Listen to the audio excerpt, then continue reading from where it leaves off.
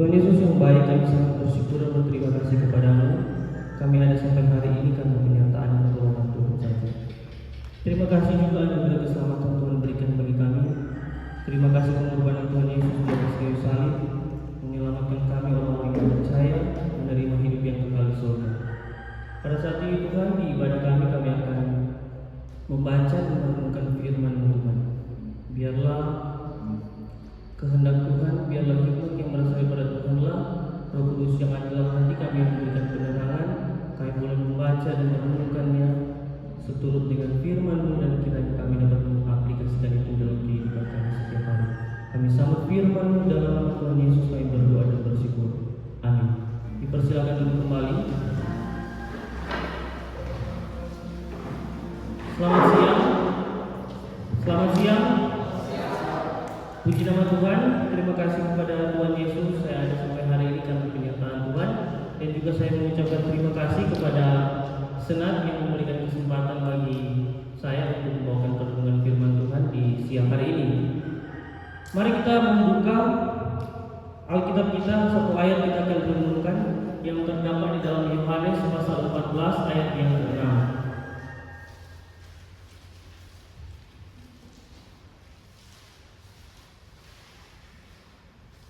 Yohanes 14 ayat yang ke-6. Saya akan membacakan bagi Bapak Ibu dan saudara-saudara. Yohanes pasal 14 ayat yang ke-6. Kata Yesus kepadanya, "Akulah jalan dan kebenaran dan hidup. Tidak ada seorang pun yang datang kepada Bapa kalau tidak melalui Aku." Perenungan firman Tuhan kita pada saat ini hanya satu ayat, tetapi ini adalah sebuah makna yang sangat mendalam. Apalagi kita melihat situasi yang berkembang di masa sekarang ini sudah banyak sekali, sehingga tema hari ini akan kita bahas tentang Yesus adalah jalan keselamatan di tengah-tengah pluralis di dunia ini. Nah, saudara, Bapak Ibu, saudara-saudara, kita melihat bahwa semakin dunia berkembang di masa kini, kita melihat juga semakin banyak perbedaan-perbedaan. Pluralisme ini selalu muncul, banyak sekali perbedaan-perbedaan yang terjadi. Itu dalam konteks budaya, dalam konteks suku, bahkan sampai di dalam konteks kepercayaan atau agama. Nah, yang menjadi masalah sampai dunia masa kini, dalam konteks pluralisme agama, sudah banyak kepercayaan, ada kaum-kaum pluralis yang percaya bahwa keselamatan itu bisa kita temukan di semua kepercayaan. Keselamatan bisa kita temukan di semua agama. Keselamatan kita bisa temukan di mana saja kita berada. Apakah hal seperti ini adalah hal yang benar? Apakah ini adalah pandangan yang benar? Sehingga ini menjadi masalah di dalam setiap agama yang ada. Para tokoh-tokoh yang ada sampai hari ini, terutama para pemuka-pemuka agama hari ini, mereka menjadi orang-orang yang sangat radikal dalam kepercayaannya. Mereka menjadi ini adalah konsep yang sangat bahaya yang diterapkan. Karena mereka yang percaya dalam keyakinan mereka bahwa keselamatan hanya didapat di agama mereka, tetapi hari ini ada kaum-kaum yang menyampaikan ada keselamatan di semua agama. Terutama kita di dalam kekristenan. Bagaimana dengan kita merespon ajaran-ajaran seperti ini? Bagaimana kita merespon dunia seperti ini? Sudah berkembang seperti ini. Bagaimana respon kita sebagai orang Kristen? Kita melihat ada ajaran yang muncul bahwa keselamatan dapat diperoleh di semua agama, di semua kepercayaan. Nah, yang pertama kita lihat bahwa pluralisme agama ini, saudara-saudara, sudah muncul sebenarnya secara konsep. Itu sudah muncul sebenarnya dari zaman-zaman kuno. Pluralis itu, perbedaan-perbedaan yang ada itu sudah muncul dari masa kuno. Dari zaman kita melihat Alkitab dalam Perjanjian Lama, sudah banyak kepercayaan Allah Israel dan Allah dewa-dewa yang lain. Sudah banyak sekali kepercayaan.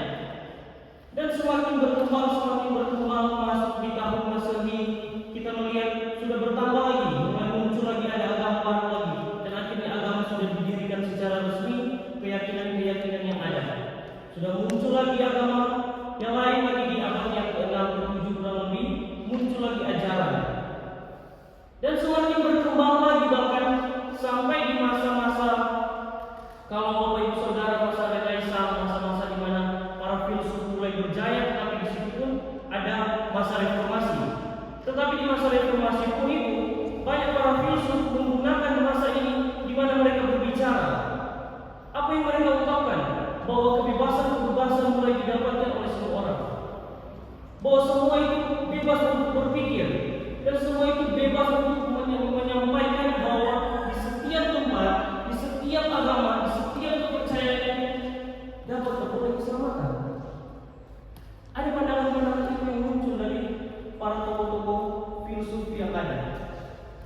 Tetapi Bapak Ibu Saudara, mari kita melihat sampai hari ini ternyata sudah mulai lagi, apalagi kita mendengar sekarang ada moderasi beragama. Ada kaum-kaum yang memang benar kita sebagai agama yang berbeda saling menghargai, ada toleransi di dalamnya, betul. Tetapi kalau sampai kita mengatakan semua agama itu benar, maka semua agama itu sama saja. Tentu semua agama itu berbeda, semua keyakinan itu berbeda, sehingga kita harus berbeda-beda dengan dunia yang orang-orang yang ada di sekitar kita. Hari ini banyak orang yang sampai menyampaikan bahwa keselamatan bisa diperoleh dari agama ini, dari agama ini, dari agama ini. Tetapi bagaimana dengan kita sebagai orang Kristen melihat dunia seperti ini yang semakin berkembang, sudah mulai lebih berkembang, bukan hanya toleransi, tetapi toleransi bukan hanya sekedar saling menghargai, tetapi dalam segi ajaran pun sudah sampai dalam segi ajaran. Bagaimana kita sebagai kaum Kristenan? Apakah ini adalah masalah biasa? Tentu ini masalah besar kalau sampai orang-orang di dunia tahu bahwa semua agama itu mengajarkan kebenaran. Mari kita melihat bagaimana Alkitab merespon tentang peristiwa-peristiwa seperti ini. Apa yang Alkitab katakan? Alkitab relevan sampai hari ini. Dan mari kita melihat dalam pembacaan kita Yohanes 14 ayat 6 ini, bahwa konteks di dalam pembicaraan di dalam Yohanes 14 kita akan melihat bagaimana Yesus bercakap-cakap dengan para murid, dan di situ Yesus sedang ada proses untuk mempersiapkan para murid-muridnya, karena dia akan pergi. Dia mengatakan, Yesus berkata kepada murid-muridnya, sudah tidak lama lagi aku akan pergi. Secara fisik aku tidak bersama dengan kalian. Memang secara spiritual aku akan menyertai, tetapi secara fisik kan Yesus berkata, dia akan pergi. Dia akan disalibkan, bangkit, dan akhirnya dia akan kembali ke surga. Dan akhirnya dia mempersiapkan murid-muridnya.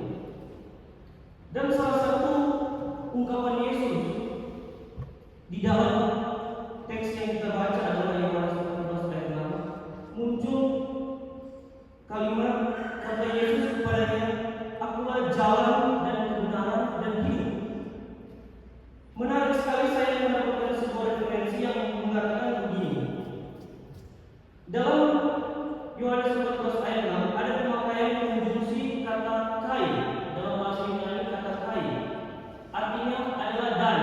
Di setiap tempat kita akan temukan akulah jalan, ada kata dan, kebenaran, ada lagi dan hidup. Itulah kata kai ditaruh di tempat itu, dan lembaga kita Indonesia memberikan terjemahan dengan tempat ada kata dan di dalamnya. Lalu kemudian kita melihat di dalam setiap kata yang muncul di dalam akulah jalan dan kebenaran dan hidup itu sebuah kata yang tunggal, bukan jalan tetapi tunggal, dan semuanya itu jalan, kebenaran dan hidup berpusat kepada kalimat kata yang pertama, yaitu akulah. Sehingga saya mendapatkan penafsiran bahwa teks ini juga bisa diterjemahkan dengan akulah jalan, akulah kebenaran, akulah hidup. Jadi Yesus di sini mengungkapkan dengan frasa ini, akulah jalan, dan akulah kebenaran, dan akulah hidup. Jadi kita akan melihat bagaimana tentang pandangan-pandangan keselamatan sampai hari ini. Bagaimana kekristenan, bagaimana Alkitab merespon tersebut. Kita masuk di bagian pertama, kata akulah jalan. Jelas sekali bahwa jalan adalah kata tunggal.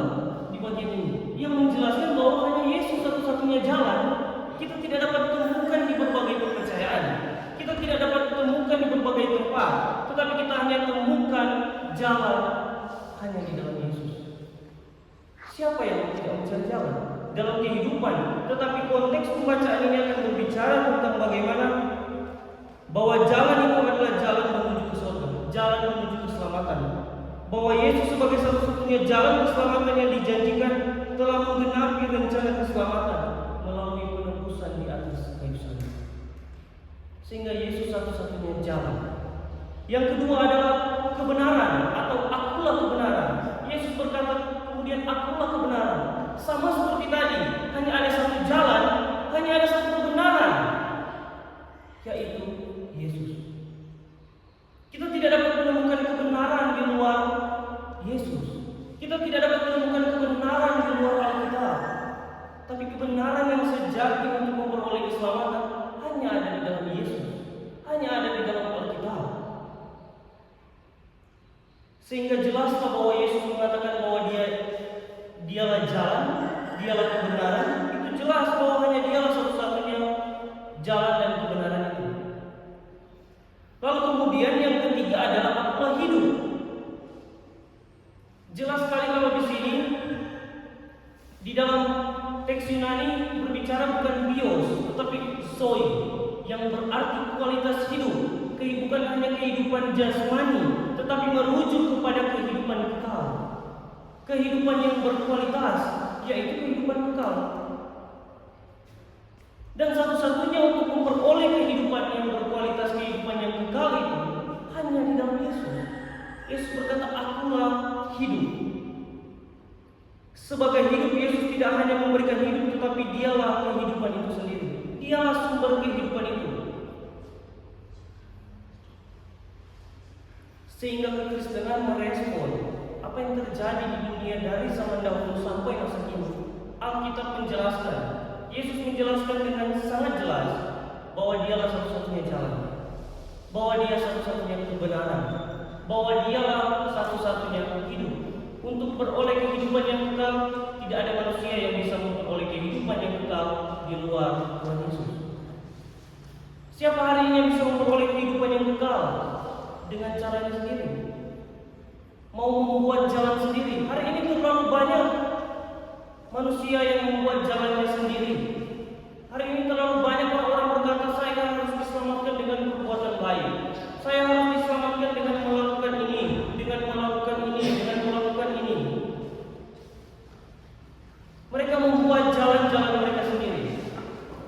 Kalau ada kalimat berkata banyak jalan menuju Roma, tetapi Alkitab berkata keselamatan hanya ada satu jalan, yaitu dia adalah satu kebenaran, yaitu Yesus Kristus. Dia adalah satu-satunya untuk memperoleh kehidupan yang kekal. Bagaimana dengan kehidupan kita sebagai Kristen, apalagi kita di dalam akademi teologi, sebagai seorang akademisi? Bagaimana kita hari ini para mahasiswa teologi, juga para dosen, bagaimana kita merespon hal-hal tersebut? Bukan hanya sampai di toleransi agama, tetapi sampai percaya bahwa semua agama dapat menyelamatkan.